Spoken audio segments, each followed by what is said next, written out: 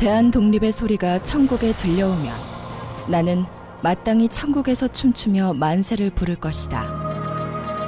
안중근 의사가 그토록 바라던 모든 국민이 간절히 염원했던 바로 그날, 이 순간이 오기까지 나라를 위해 기꺼이 내놓은 수많은 목숨과 희생이 있었기에 가능한 일이었습니다. 머나먼 이국 땅에서 대한민국의 미래를 밝힌 위대한 영웅들, 그들의 발자취를 따라가 봅니다.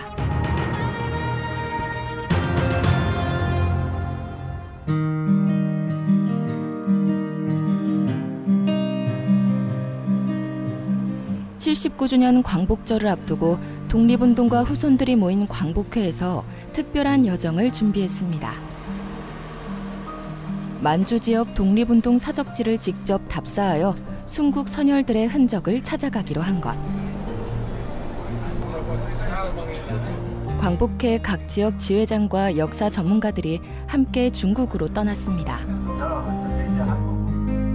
광복회 답사는 다른 그 단체 답사하고 조금 달라야 된다고 생각하는데요. 그래서 독립운동 유적지와 그 당시 실제 독립운동하셨던 분들이 아주 강조하셨던 대륙사, 우리 고대사 역사 유적과 하나 일체가 되는 그런 이제 답사를 해야 되겠다라는 생각하에서 코스를 짠 겁니다. 가장 먼저 중국 동남아 쪽 끝자락인 방천이라는 작은 마을에 도착했습니다. 방천은 대대로 두만강에서 고기를 잡아 생계를 유지하던 작은 어촌 마을인데, 요즘은 동방제일촌이라는 조선족 전통 한옥마을이 조성되면서 인기 관광명소가 되었다고 합니다. 이 지역은 지리적으로도 아주 특별한 곳인데요. 중국과 러시아 그리고 북한, 이 세 나라의 경계에 위치해 있어서 세 나라를 한눈에 담을 수 있습니다. 두만강은 독립운동 역사에도 큰 축을 차지하는 곳이죠. 광복회 답사팀도 잊지 못할 풍경을 가득히 담아봅니다. 이번에는 훈춘시에서 버스를 타고 한참을 달려 화룡 지역에 도착했습니다. 화룡은 한민족 역사의 중심지 중 한 곳인데요. 바로 대조영이 세운 대제국 발해의 역사에 숨쉬는 곳입니다. 이곳은 발해의 5경 중 하나인 중경현 덕부로 발해 2대 무왕 때부터 14년간 수도로 삼았는데요. 지금도 서고성 성터에서 그 흔적을 찾을 수 있습니다. 발해는 그 중국 기록에 의하면 그 5경 15부 62주로 되어 있는데, 5경 5개 성 중에 이 서고성을 갖다 중국 학계에서는 중경, 가운데 중자 써가지고 중경 현덕부 자리라고 추정하는 곳입니다. 서고성 성터는 두만강 최대 지류인 해랑강 중류가 지나는 터우다오 평원 서북부의 개활지와 구릉에 거쳐 자리 잡고 있습니다. 발해는 엄연히 한민족이 건설한 우리의 역사이지만 동북공정의 일환으로 중국에서는 당나라의 역사라고 주장하기도 합니다. 우리 민족의 뿌리를 찾아 당군의 역사까지 올라가 보면 만주는 고조선의 땅이고, 그 후에도 고구려 발해를 비롯한 여러 한민족 국가를 건설했던 곳입니다. 그렇게 한반도의 수많은 사람들이 이주의 삶을 개척했고, 일제강점기에는 독립운동의 진원지이자 거점이 되었던 곳이기도 하죠.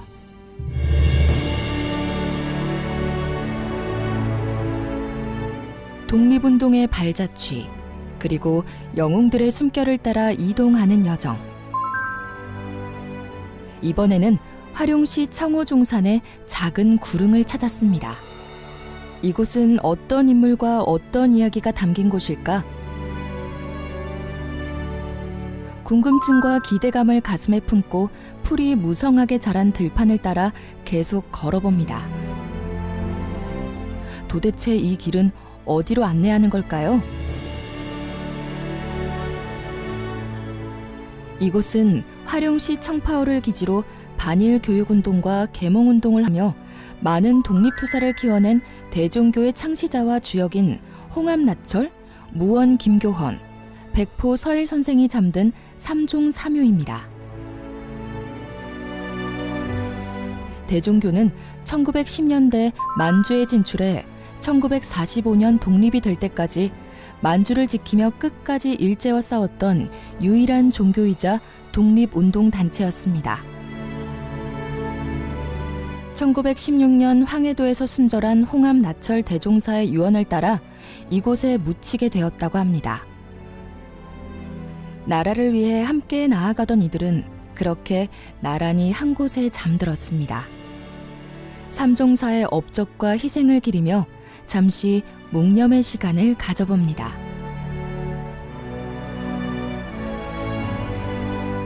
중국 선열의 묘를 찾는데 이렇게 힘들게 찾아왔습니다.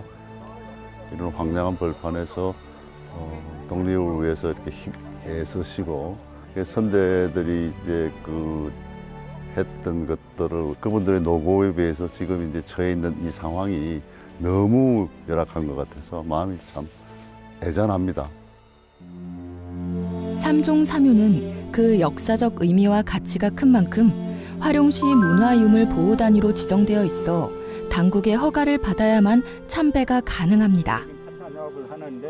그러나 봉분 일부가 무너지기도 하고 잡초가 묘소를 뒤덮는 등 묘소 관리가 잘 되고 있지 않은 모습에 답사팀의 마음이 무거워졌는데요. 그래서 삼종사 유해를 국내로 모셔와야 한다는 목소리도 나오고 있습니다.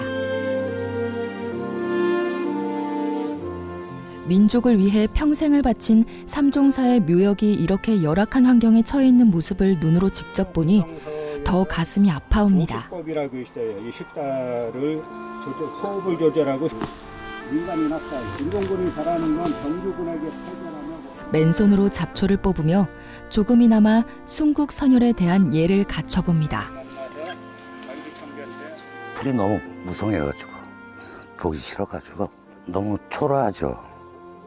아침 일에 대해서 너무 관리가 안 돼 있고 그래서 이게 어떻게 시정이 됐으면 좋겠어요. 여긴 지금 제가 찾느라고 고생 많이 했잖아요. 근데 이 정도로 방치되어 있으면은 이거는 옮기는 게 맞다라고 생각합니다. 단 여기가 이 화룡이 대종교가 국내에 있다가 일제 탄압이 심해지니까 이 화룡의 총본사를 옮긴 곳이기 때문에 이 묘역이 있는데 뭐 이렇게 방치할 바에는 국내로 모셔가지고 제대로 대접을 해드리는 것이 대한민국의 도리가 아닌가 생각합니다. 청산리 전투. 독립운동 역사에 길이 남을 전투 중 하나죠. 청산리 대첩 80주년을 기념하여 건립된 기념비를 찾아가 봅니다. 원래 이곳에는 청산리 항일 전적비가 있던 산인데 80주년을 기념하여 5,000평방미터의 부지에 넓이 25m, 높이 17m의 화강암으로 만든 웅장한 기념탑을 다시 세웠습니다. 청산리 전투는 1920년 10월 21일 김좌진이 이끄는 북로군 정서군과 홍범도가 이끄는 대한독립군 등이 주축이 된 독립군 부대가 만주 허룡한 청산리 등지에서 10여 차례에 걸친 전투로 일본군을 대파했던 전투입니다. 위대한 역사를 상징하는 장소에서 다시 한번 독립유공자 후손으로서의 긍지와 순국선열에 대한 감사의 마음을 가져봅니다.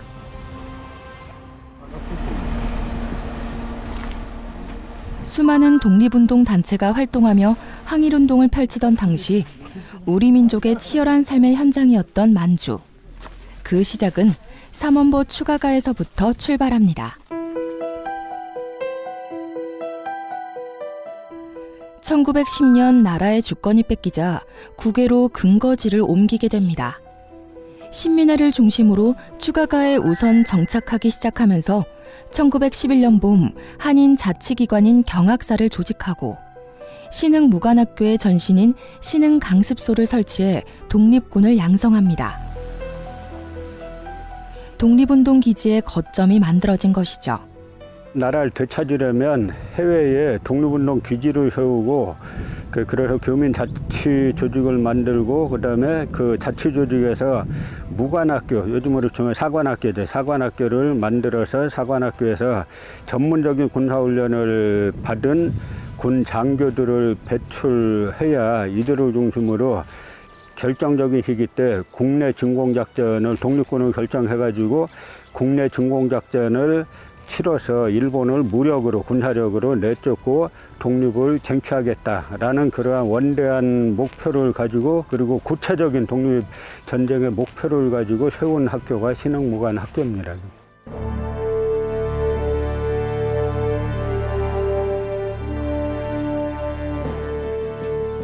우리나라 민주주의의 첫 뿌리예요. 그래서 그때 여기서 모인 분들 상당수가 상해 임시정부에 가담하거든요. 그 임시정부를 만들 때 민주공화제를 지향했고, 그러니까 수천 년 동안 왕조였던 나라가 바로 이제 왕조 멸망한 다음에 그 민주공화제를 지향할 수 있었던 건 여기에서 이제 모인 분들. 독립운동가들이 가장 먼저 모였던 삼원보 추가가 마을. 추씨 집안 사람들이 많이 살아 추가가라고 부르게 되었다고 하는데요. 조국을 위한 뜨거운 마음과 서러운 마음이 교차하며 이 길을 걸었을 독립운동가들.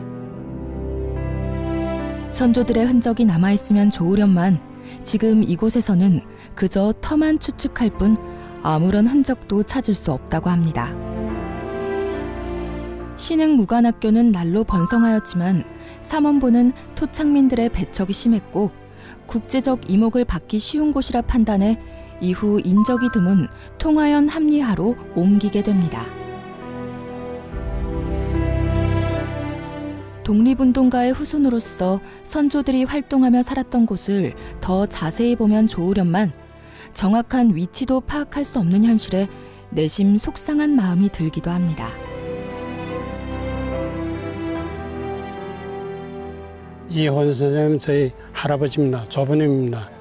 그 전에 1919년도에 경학사 여기 료화 삼원포 와서 경학사 때 거기 가담해서 독립운동을 시작했고요. 이번에 이 사직지 탐방으로 이리 와서 실제 이리 보니까 마음이 영 격동됩니다.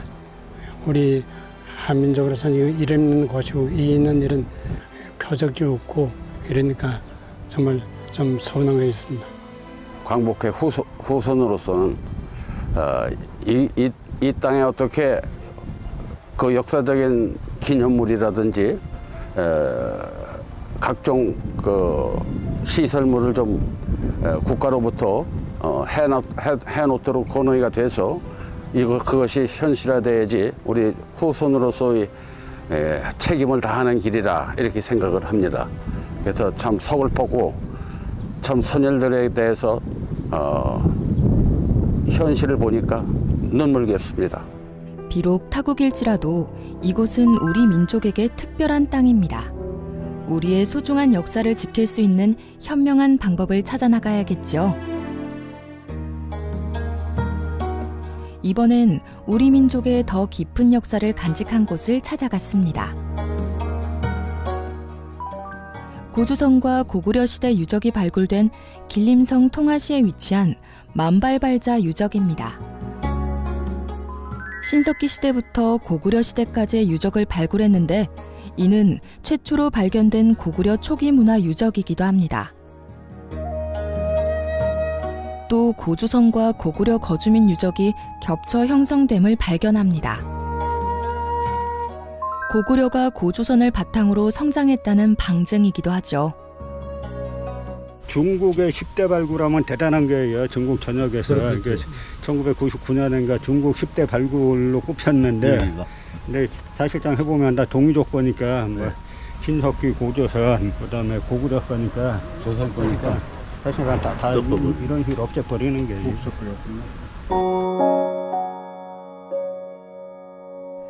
중국 학계는 고조선이라는 말을 아예 쓰지 않고 고구려를 중국 역사에 포함시키려는 동북 공정의 일환으로 발굴 조사를 한 것으로 보입니다.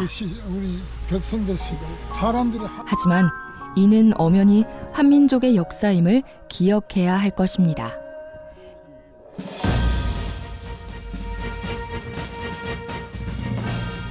지린성 일대는 고구려의 수도 국내성이 있던 곳으로 광개토 대왕 릉비와 대왕릉, 장수왕릉과 고분 등 많은 고구려 유적을 가지고 있는 곳인데요.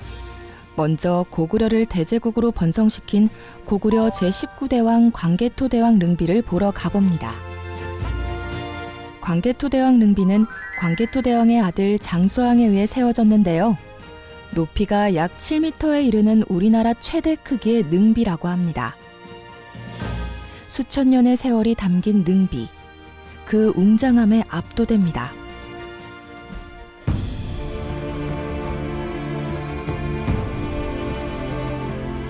능비와 얼마 떨어지지 않은 곳에 태왕릉이 있습니다.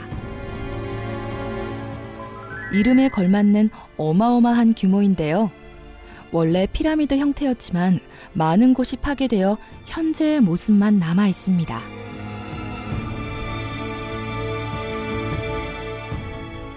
광개토대왕 능비와 가까워 무덤의 주인이 광개토대왕이라는 주장도 있지만 아직 밝혀진 바는 없습니다.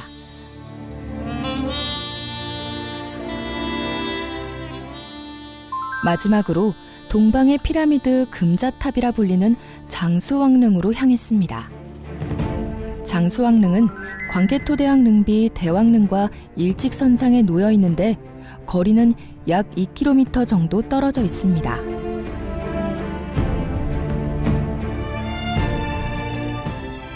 실제로 보니 왜 동방의 피라미드라는 별칭이 붙었는지 이해가 됩니다. 장수왕릉이 보통 이제 한 27,000톤쯤 되는 것으로 추정을 하는데 1600년 이상 원 형태가 그대로 유지되는 것은 상당한 과학적 건축 기법이 들어가 있는 겁니다. 그러니까 안에 파보면은 땅 밑으로 단단한 강도를 엄청 강하게 놔가지고 쌓아가지고 기초공사를 했고, 그래서 그 거대한 무게의 장수왕릉이 이렇게 그렇게 안 했으면은 100년도 못 가서 무게에 다 이제 무너지는 건데, 그 1600년 이상 원 상태로 유지하는 거는 고구려인들의 그 건축 기법이 그 당시로서는 최신 건축 기법이 다 동원된 무덤 축조라고 봐야 되겠죠. 장수왕릉도 발견 당시 유물이 모두 도굴된 상태라 누구의 무덤인지 알 수 없어 장군총이라 불리다가 무덤의 위치와 구조 등 여러 주장이 더해져 장수왕릉으로 받아들여졌습니다.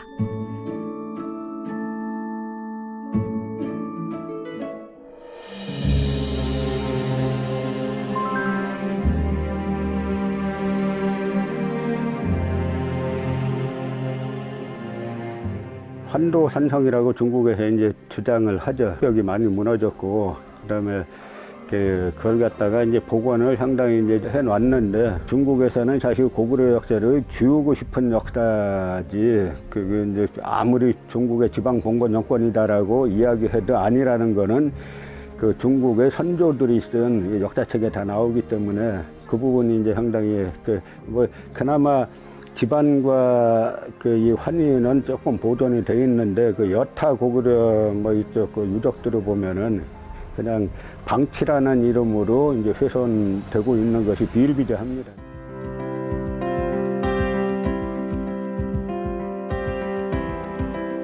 전쟁 안 하려면은 중국의 통일정권 들어섰을 때 당나라의 지방 봉건 정권이라고 중국에서는 설명을 하는 거예요. 그렇지. 근데 당나라보다 훨씬 오래 생겼잖아요, 이게. 그러니까 앞뒤가 말이 안 맞는 건데.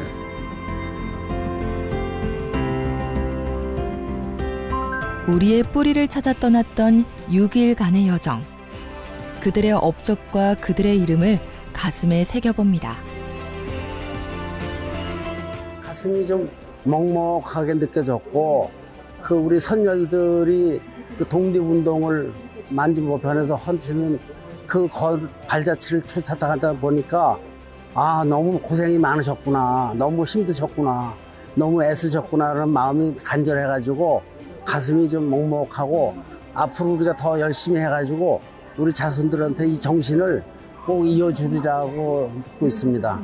교통도 불편하고 여러 가지 조건이 조건이 불구하고 그렇게 많은 분들이 조국에 다시 강탈한 일본을 찾으려고 애쓰는 모습에서 그런 흔적들이 많이 보이기 때문에 큰 감동을 받았습니다. 어느 정도 기억하는 거를